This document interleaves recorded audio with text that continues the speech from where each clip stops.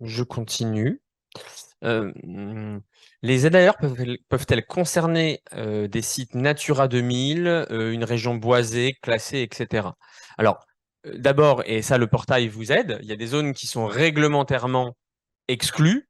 Voilà. Je prends un autre exemple que le Natura 2000, mais sur l'éolien terrestre, vous savez par exemple qu'il y a une zone tampon de 500 mètres avec les habitations. Ben voilà, celle-là, elle est exclue, elle est réglementairement exclue. On n'y revient pas.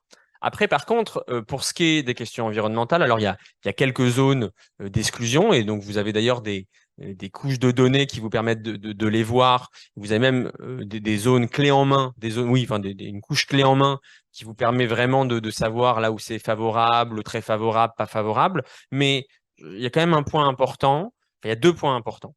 C'est que hors des zones vraiment d'exclusion, c'est pas parce qu'une zone elle est classée favorable que vous devez y mettre une zone d'accélération.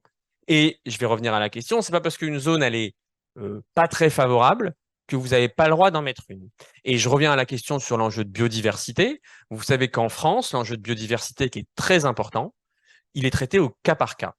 Ça veut dire que la zone d'accélération, c'est votre volonté politique, mais ensuite, il y a de toute façon une autorisation environnementale qui commence, et là où on va regarder si ce projet-là, et pas un autre, le projet qui est déposé, il impacte euh, trop ou pas la biodiversité à cet endroit. Voilà, donc pour revenir à la question, non, les zones Natura 2000 ne sont pas des zones d'exclusion, et vous pouvez très bien faire des zones d'accélération dans ces zones-là.